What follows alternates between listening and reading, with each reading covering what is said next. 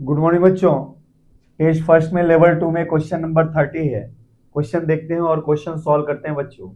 Question कह रहा है if in shown diagram current through rod is 2 ampere, note करेंगे, extension in spring is equal to 0। दोनों में से कोई से भी स्प्रिंग में एक्सटेंशन नहीं है।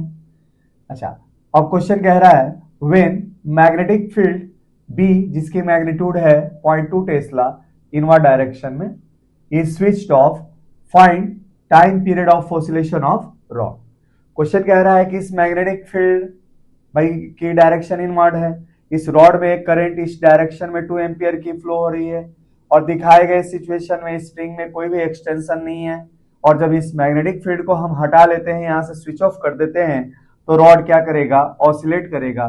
तो ऑसिलेट जब करेगा तो उस ऑसिलेशन का टाइम पीरियड क्या होगा, ये आपको निकालना है। अच्छा, क्वेश्चन में हमारे आंसर के लिए कुछ ऑप्शन है। इन ऑप्शन में से एक करेक्ट है, तो आप सॉल्व करके करेक्ट ऑप्शन सेलेक्ट कीजिएगा। तो चलिए बच्चों क्वेश्चन को सॉल्व करते हैं और करेक्ट ऑप्शन सर्च करते हैं कौन सा इसमें से सही है। देखते हैं।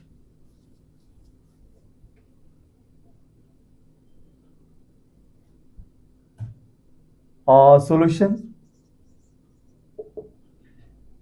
As extension in any spring, किसी भी स्प्रिंग में कोई भी एक्सटेंशन नहीं है तो क्या है, इक्वल टू 0। अच्छा, स्प्रिंग में अगर कोई भी एक्सटेंशन नहीं है तो इसका अर्थ है कि इस रॉड के वेट को कौन संभालता है, तो इस रॉड के वेट को संभालता है इसके ऊपर लगने वाला मैग्नेटिक फोर्स। भाई होता क्या है, इसमें से करंट आई इधर गया, ठीक है, तो इस पे मैग्नेटिक फोर्स एक राइट हैंड थंब रूल के अनुसार, भाई मैग्नेटिक फोर्स क्या होता है, मैग्नेटिक फोर्स होता है I L cross B.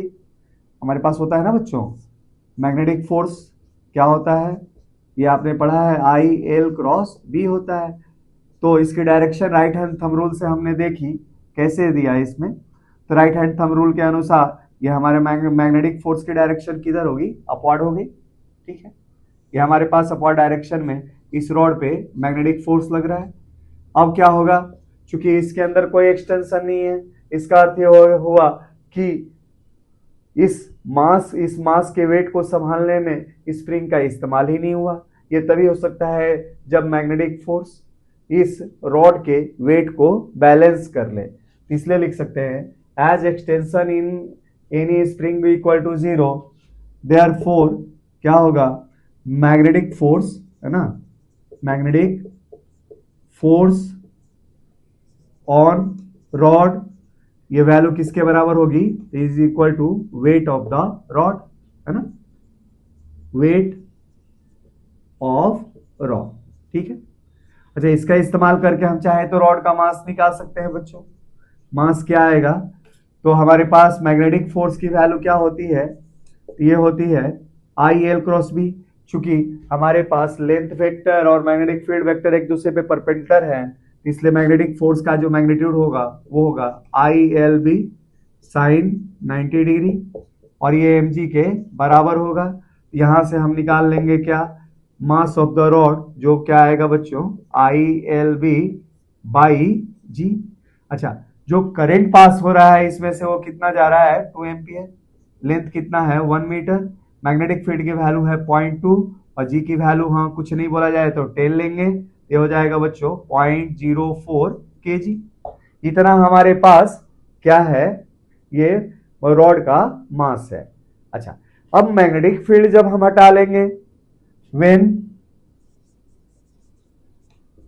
V equal to 0, अर्थात कि मैग्नेटिक फील्ड को हमने हटा लिया, तो क्या होगा, स्प्रिंग आपको कैसे दिखाई दे रहा है, तो स्प्रिंग्स आर इन पैरेलल, आपको दिखाई दे रहा है कि स्प्रिंग क्या है, पैरेलल है, और पैरेलल में कनेक्ट होते हुए इस मास के साथ कनेक्टेड है। तो देयरफॉर इक्विवेलेंट स्प्रिंग कांस्टेंट क्या मिलेगा यहाँ पे, तो जब दो स्प्रिंग K1 और K2 मैग्नीट्यूड वाले पैरेलल में जोड़े जाते हैं तो इक्विवेलेंट क्या होता है बच्चों, K1 प्लस K2। तो इस रूल के अनुसार आपके पास क्या हो जाएगा, K प्लस K अर्थात कि 2K, और K की वैल्यू कितनी है बच्चों, 200, दैट इज ये हो जाएगा 400 न्यूटन पर मीटर। अच्छा, अब ये हमारे पास स्प्रिंग पेंडुलम की तरह ये रॉड क्या करेगा, ऑसिलेट करेगा। तो देयरफॉर टाइम पीरियड क्या होता है स्प्रिंग पेंडुलम का, तो 2 pi under root mass of the object, है ना, divided by mass of the rod भी कह सकते हैं, mass of rod divided by k equivalent. तो देखते हैं क्या मिलता है, 2 पाई अंडर रूट, मास हमने निकाला है कितना 0.04 और के इक्विवेलेंट की वैल्यू है 400। तो ये कितनी मिली आप लोगों के पास, ये मिली 2 pi by 100 that is pi upon 50 second. तो ऑप्शन में से करेक्ट ऑप्शन पाई अपॉन 50 के रूप में आप सेलेक्ट कर लीजिएगा, it is your correct option. तो चलिए बच्चों, इस टेस्ट के ऊपर और सारे क्वेश्चन हम करते हैं।